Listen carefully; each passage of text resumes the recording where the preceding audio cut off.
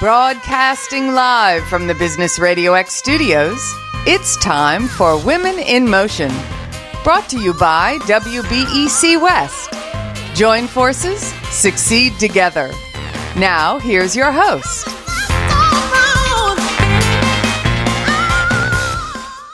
Lee Kanter here with Pamela Williamson. So excited to be kicking off this Women in Motion show. Welcome, Pamela. Hi, thank you. We're excited to be here today. And who do we have today in the show? Today we have two amazing guests. We have Vaughn M. Williams III, who is currently the Principal Supplier Diversity Advisor for SoCal Gas Company. And we have Marianne Ellis, who is the CEO and founder of CEO Success Community. Well, welcome, both of you. Let's start the show off with Vaughn. Vaughn, tell us a little bit about SoCal Gas Company. How you serving folks?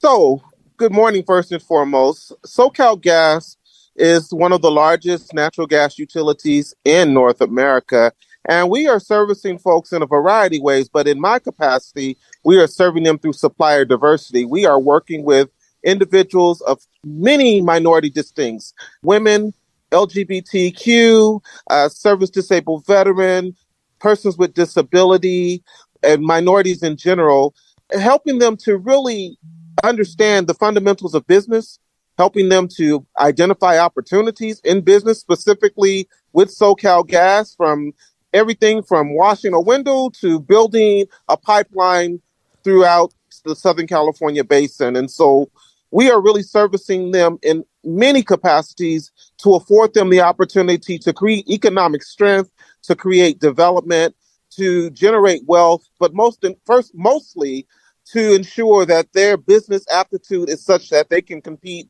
with some of the largest companies in the world. Now, why is it so important to serve groups like women-owned businesses and all those underserved groups that you mentioned? Why is it important to dedicate resources specifically to help them, enter the ecosystem? Well, I think you hit it with the lead-in, which is the underserved. If you look at statistical data across the nation, you'll see that minorities in general are the most underserved in terms of business opportunity. They can get to the front door, but they can't always get in, or they can put the key in the door, but it may not turn. And my job and my goal is to make sure that that door opens, that that table is set for them to sit at and partake amongst those who they normally would not be able to. It's important to me personally as a minority and as an individual from an inner city community where opportunities were not at the forefront to make sure that people have that opportunity to grow and thrive. I always tell people somebody gave me a hand up, and it is my fiduciary and my community duty to ensure that I do the same for others. So what is some advice you can give a person that wants to work with SoCal Gas Company? What are some of the primary drivers of a successful supplier for you? So a successful supplier, one, understands the business of SoCal Gas. A successful supplier goes to our annual report on the SoCal Gas website, or they go to the California Public Utilities Commission and they review the projects that SoCal Gas has done, will do, and continues to do. They understand the framework. They understand procurement. They partake in the technical assistance and training programs that we offer, and they seek knowledge even when it's not right in front of them. They ask for that mentorship. They ask for that development. They ask for that feedback, be it positive or negative, because it can only strengthen them in terms of their growth.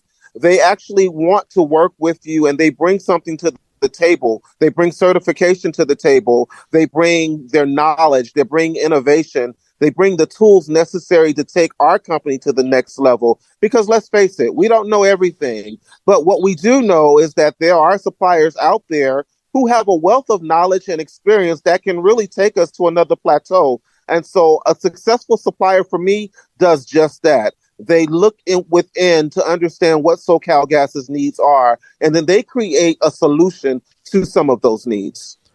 Now, if there's someone out there listening that thinks they might be a right fit, is it possible to connect with you or somebody on your team to, have a back and forth and really discuss ways that you can work together? Or is this something that they have to come to the table already knowing everything? No, if you come to the table already knowing everything, my job is eliminated, to be honest with you.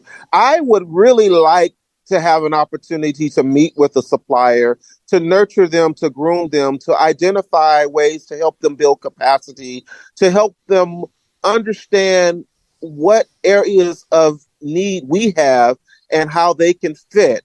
I would love the back and forth because I consider that mentoring. I consider that development. I consider that job shadowing. And I consider that an opportunity to make an impact on them, introduce them to the right purchasers or buyers of goods and services within the company. But I also consider an opportunity to establish relationships that we normally don't get an opportunity to develop with individuals of such caliber. And so, yes, I welcome that opportunity and I embrace it primarily because it allows me to help an individual grow.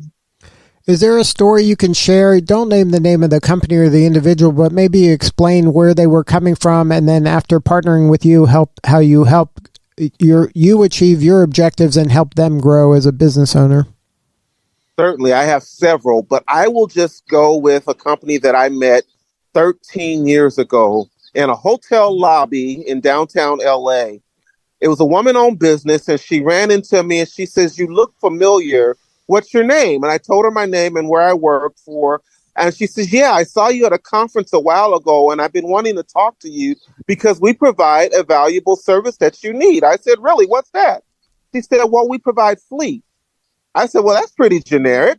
Can you be more specific?" Well, she couldn't at the time, but she had enough courage to talk to me. So it piqued my interest, and we began to talk and develop. She went through several technical assistance workshops. She learned the fundamentals of business.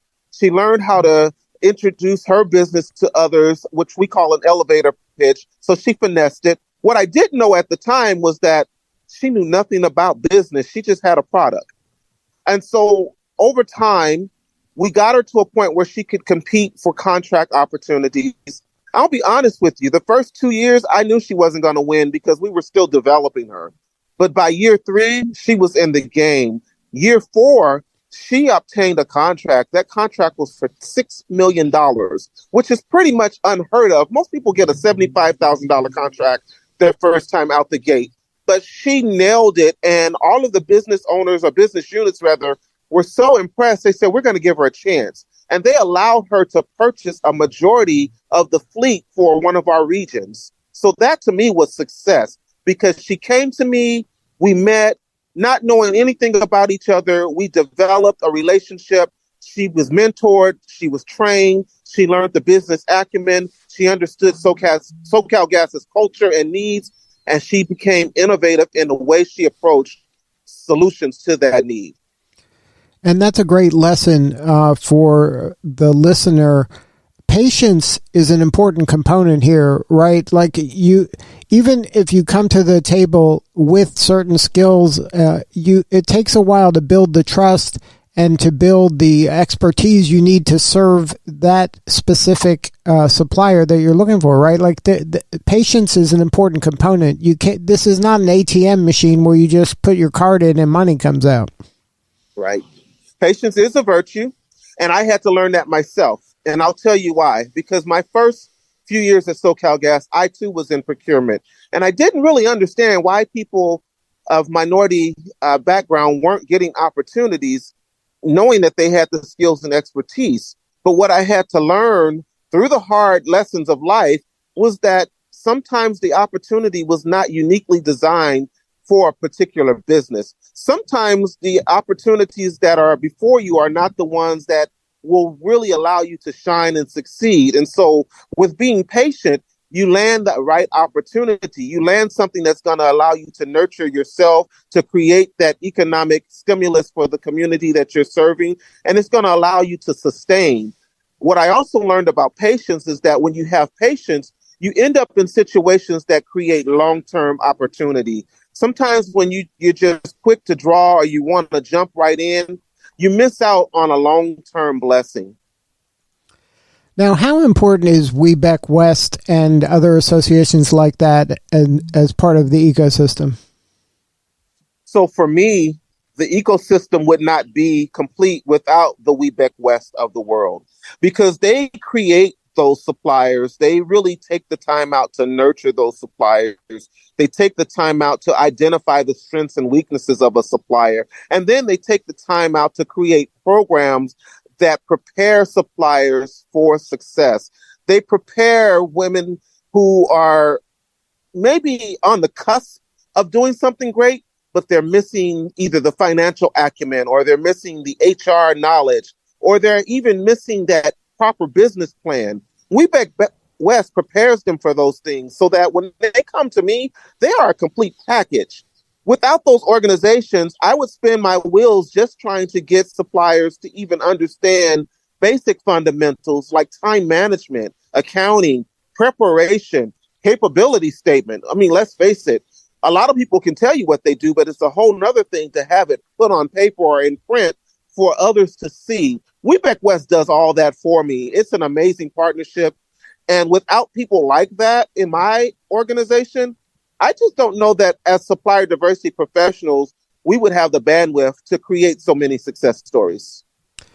Now, can we talk a little bit about your procurement life cycle, just to educate our listeners if they want to plug in and so they understand kind of the lay of the land? Absolutely. So our procurement life cycle is very unique. Some people tell you, oh, just sign up on the portal. I don't tell people to sign up on a portal because it could get lost in the abyss. For our procurement life cycle, it starts with a sit-down conversation with myself and others in supplier diversity. We then personally try to get you registered in our Ariba system by sending you an invite. We then take you on to meetings with the procurement agents and the business units. Then you're invited to some bid opportunities, but not always, because sometimes there are some sole source opportunities or standalone opportunities. So with that, we help you to understand terms and conditions. We help you to negotiate the right terms for your company, and we also work with you to get the right payment terms. From there, the contract itself is negotiated, is initiated, and executed. After the contract is executed, then the fun begins, because then we kind of mentor you and make sure that the mistakes that others have made, you don't make. If we see you going in a direction that you shouldn't be, we kind of pull your coattails so that you are successful. From there, we make sure that your payments are submitted, your invoices are submitted on time, and then we make sure that if there are any errors that you know about it. Also within the procurement lifecycle, we have what's called SRM, Supplier Relationship Management. That means that we work with you, the supplier, to cultivate a relationship that is tangible with the business unit. We have quarterly meetings where we have both sides to tell what they're experiencing, what is the successes and what are the failures. And then we talk about solutions, and then we have a go-forward plan. This creates a full procurement life cycle, as it allows you to go from cradle to grave in your contract opportunity, but it also allows you to stay within the cycle for future contract opportunities. So if somebody wants to connect with you or somebody on the team to learn more, what are the coordinates? The coordinates are, for individuals who are already a part of WBEC-West, my information's there. But for those who are just listening and wanting to meet me, two things they can do. They can reach out to me via email at vwilliams@socalgas.com, or they can contact Dr. Pamela Williamson and her tremendous staff who work tirelessly to make sure that we remain in contact and to make sure that opportunities avail themselves. And so my personal recommendation is being a part of WBEC-West, because you get not only the life cycle, but you get the exposure to people like me on a regular basis. And I talk to the WBEC-West team very consistently. And so I know who's for the company. I know what suppliers will make an impact. And I pretty much know which suppliers I need to work with on a more consistent basis. So I would say either option, but my preference is directly through WBEC-West. Well, Vaughn, Lee, this is Marianne. Before Vaughn signs off, I just want to do a big shout out and thank you to Vaughn. I am a woman-owned business, and I have been part of and was hired by Dr. Pamela Williamson for her Platinum Supplier program that Vaughn just spoke of. Next year will be my 10th year of doing it. Vaughn has showed up every year for a decade as one of the corporations year after year to listen to these newly certified women-owned business owners share their capability statements and do their 90-second pitch. So to both Pamela and Vaughn, I want to thank them both. And please continue. Well, Vaughn, thank you so much for sharing your story today. You're doing such important work, and we appreciate you. It's my esteemed pleasure. I appreciate the time, and I look forward to future encounters with both you and the organization. Have a great day. All right. Well, next up, Marianne Ellis with CEO Success Community. Welcome, Marianne. Hi, thank you. Well, before we get too far into things, tell us about CEO Success Community. How are you serving folks? Well, first of all, I'll tell you what I do, but I have to thank Dr. Pamela Williamson. I wouldn't be in business if it wasn't for her. So I'll tell you what I do, and then I'll thank her again. So CEO Success Community is the source for women and diversity-owned businesses seeking corporate contracts with Fortune 500 companies. We help them make the connection and be prepared to go and pitch to a Vaughn Williams at SoCal Gas. So we have workshops like Get to the Buyer, RFP Proposal to the Win, Business Innovation, Sales Accelerator, Business Succession Planning, and more. We are so proud. Next year will be our 10th year working for WBEC-West. We also work for WeBank Pacific, WeBank National.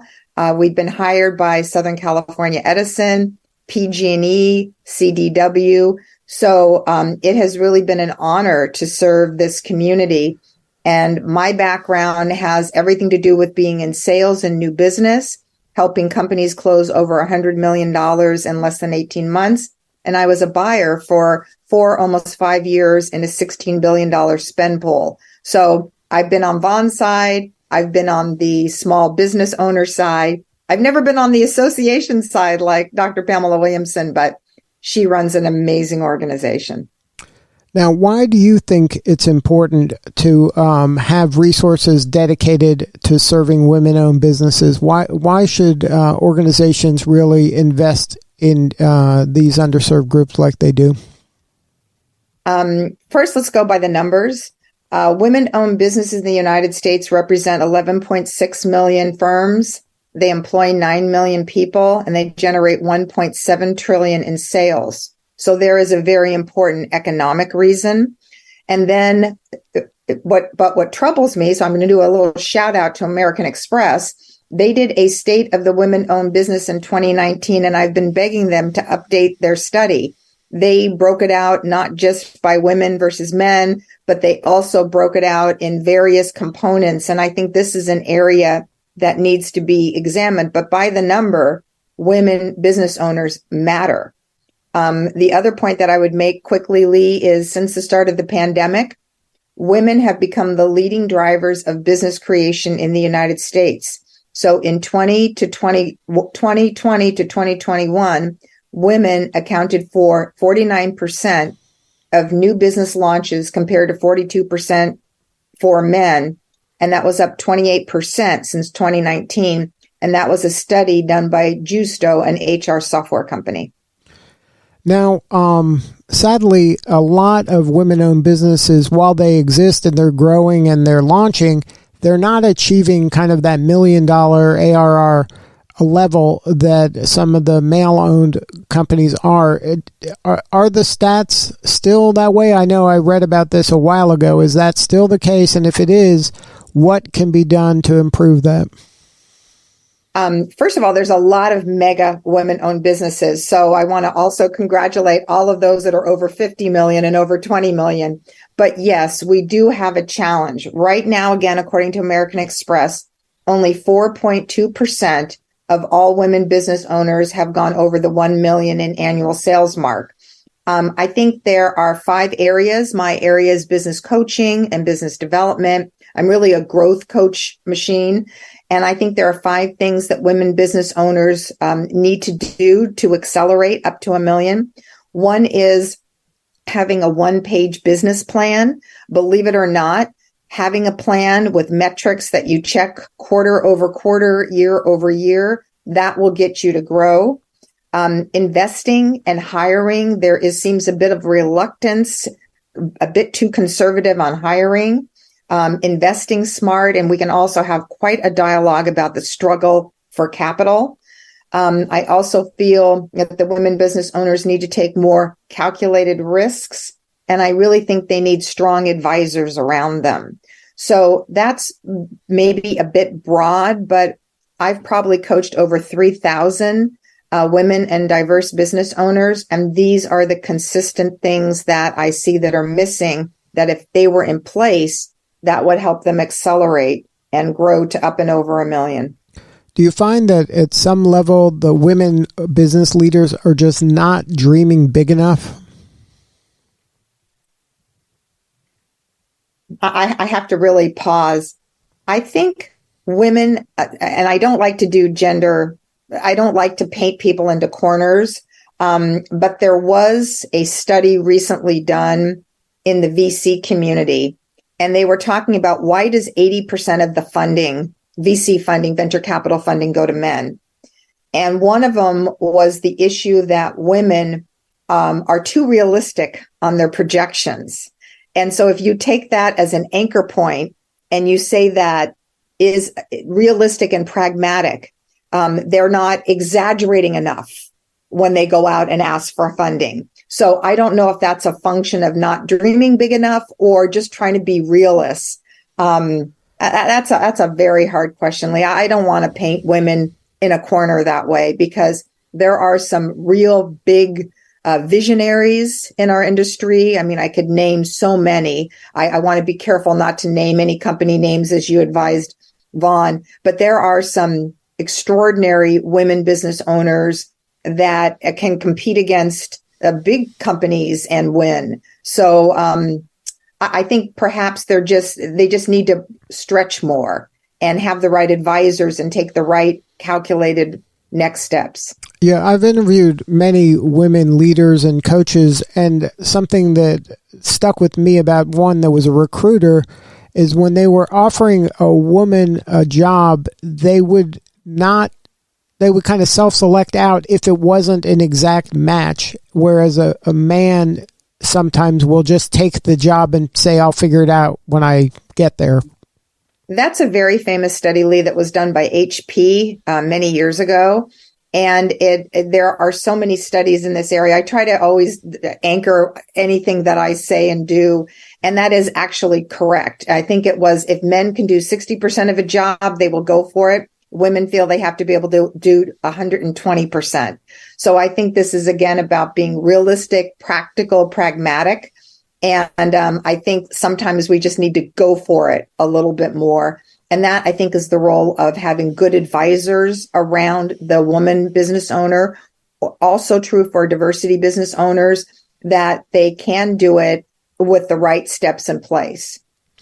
So now, is there any advice you can share other than, I guess, having a good partner with you or an advisor that's kind of watching your back and helping you?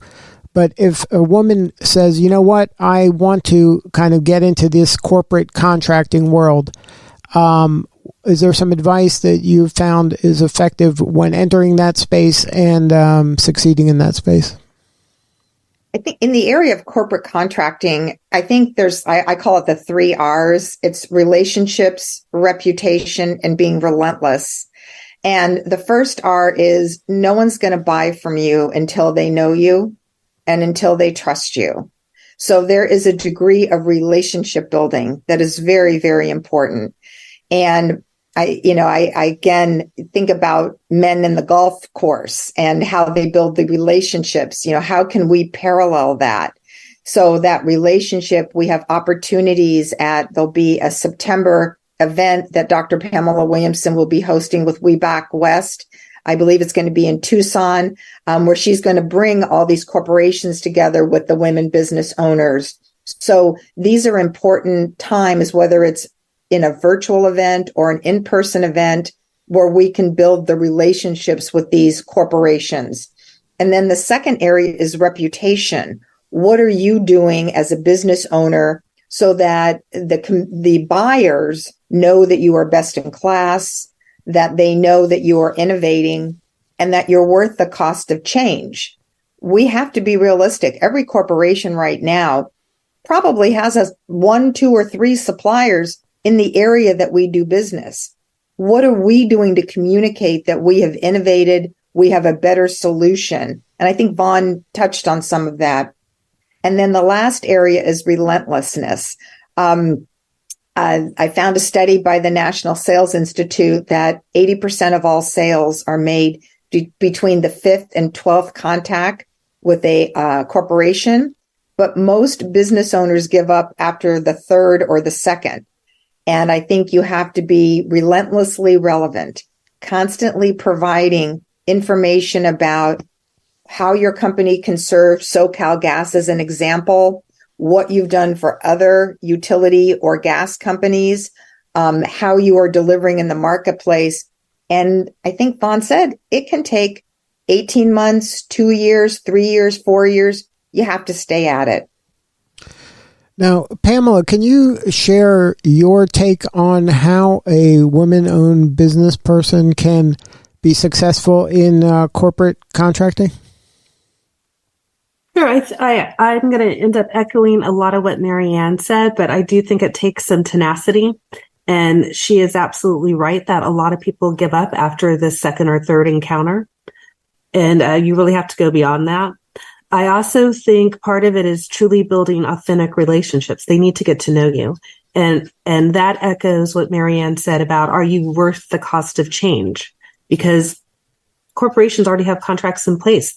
They have built trust in their existing supplier. So you're coming in saying to them, I have a better product or service, and I'm worth the cost of change. And not only am I worth the cost of change, I am also a sustainable change. So the hardest thing for a company to do is switch an existing supplier. So it is really important to be able to show up, make sure that you show up reliably, consistently, and that you're able to communicate what makes you better, quicker, faster, and or more effective.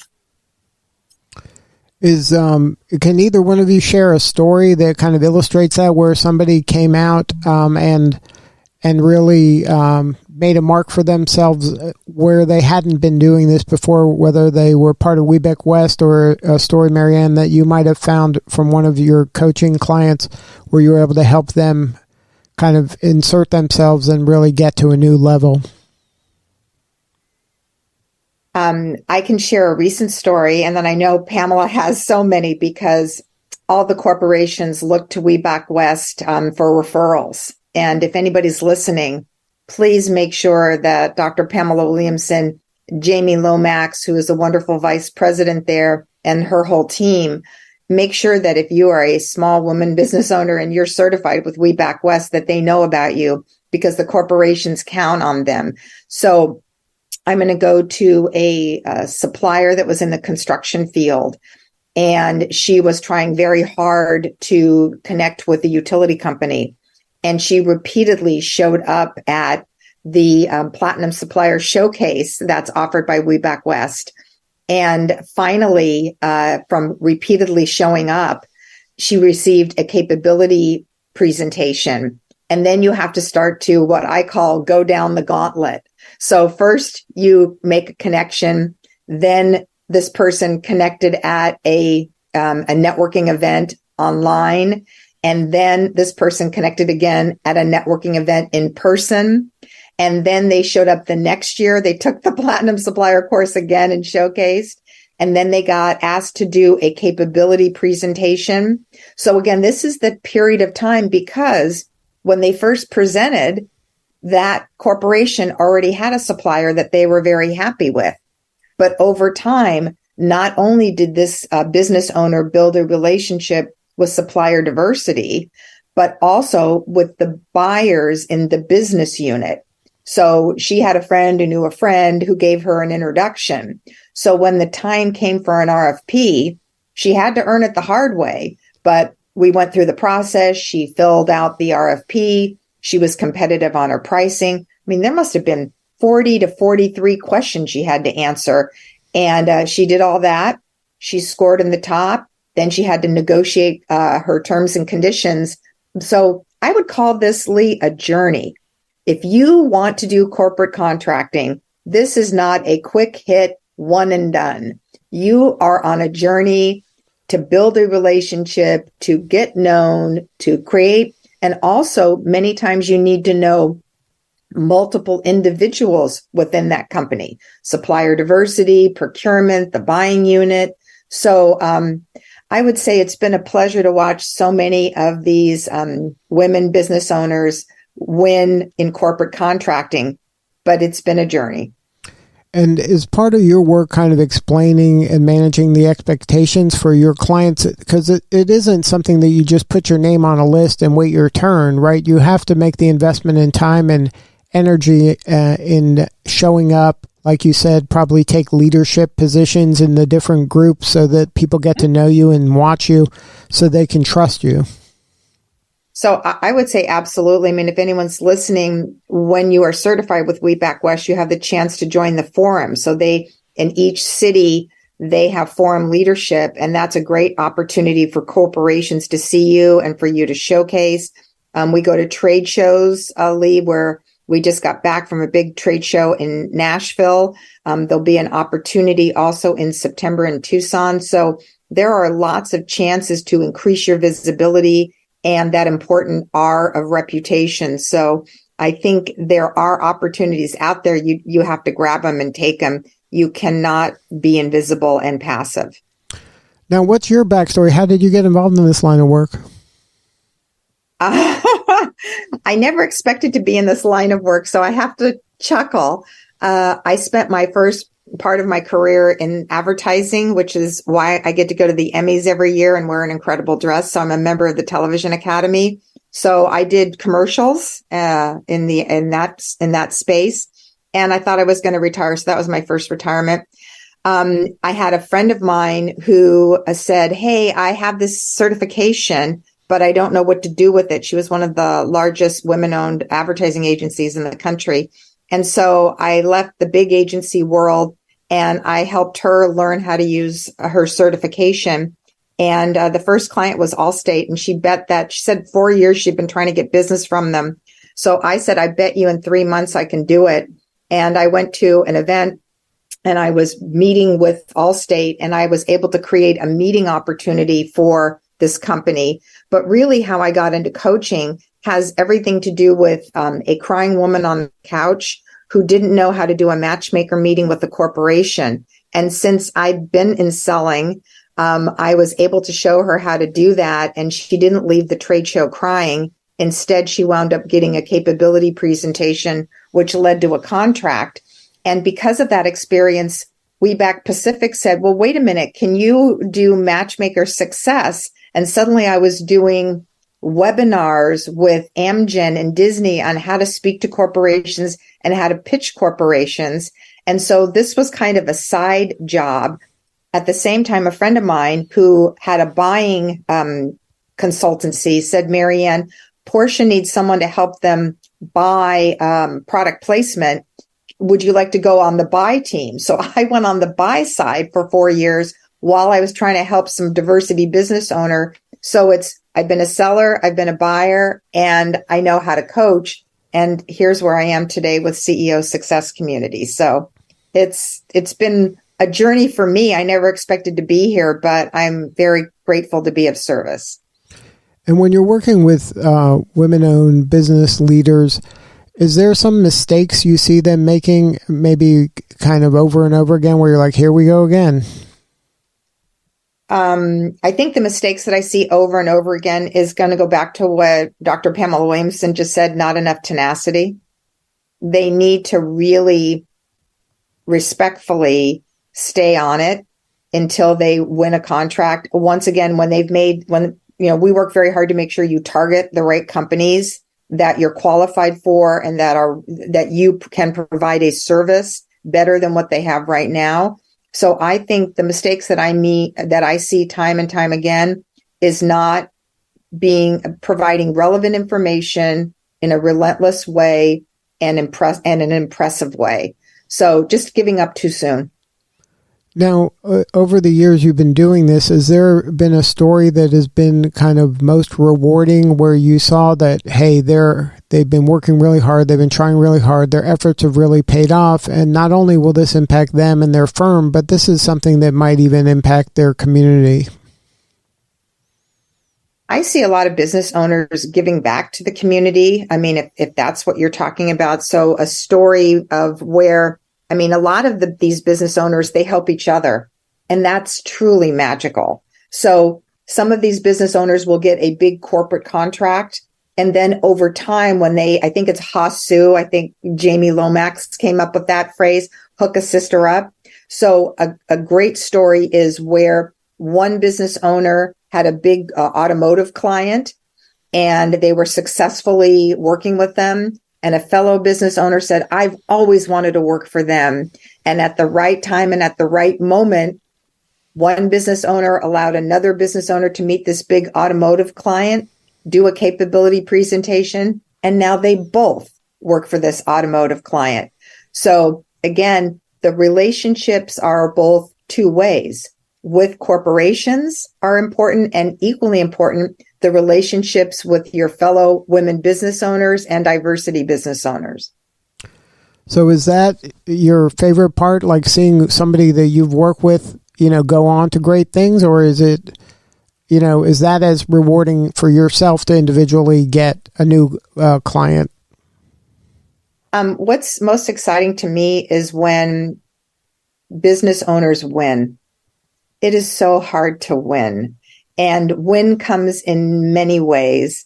You can win by making a key strategic hire, and I see that. You can win by getting capital funding for new machinery that you need or a new division. I get excited when I see them win just a capability meeting, which done right will hopefully lead to a contract opportunity. So to me, there is so many ways to applaud the small business owner because it does take a journey, and every step of the way, these are the decisions. One company, since I'm hired by Southern California Edison as a business coach, it was really rewarding to watch the business owner go from 12 employees to 500 and then sell their company. So what do you need more of? How can we help you? To me right now, every opportunity that I have to help business owners, I'm grateful. I just most recently have been asked to help do more workshops. So, being funded by major corporations for workshops and getting the word out. The opportunity to continue to work for Dr. Pamela Williamson, I'm grateful. So to me, I would say if there's a corporation that's hearing this right now, there are a lot of business owners that can't afford a business coach. And so if you can sponsor a small business owner for coaching, that would be a huge ask that I would make. The business owners, they have so many things they need to pay for. So whether you sponsor the Platinum Supplier Program through WBEC-West, or you come to me as CEO Success Community and say, I want to sponsor a business owner in your program, I say help a small business owner. That's what I would like to ask for. Well, good stuff. Thank you so much for sharing your story. If somebody wants to connect with you or somebody on the team, what's the best way to do that?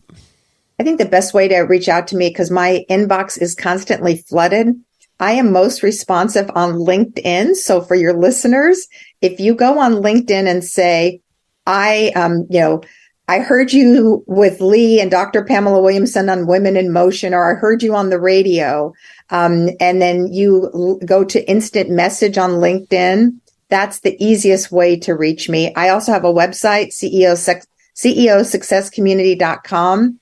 But I want to thank WBEC-West. I wouldn't have CEO Success Community without them.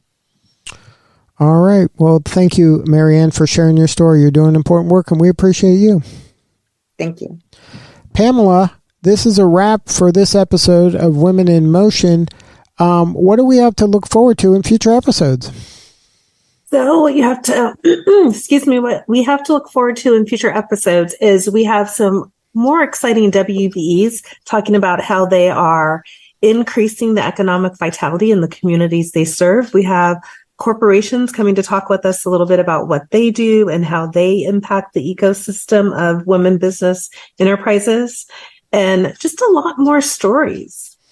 Stories, I think the sharing of stories help to motivate others to step outside of their comfort zone and to try a business, or to at least pick up the phone and make a call to either a Marianne or to WBEC-West.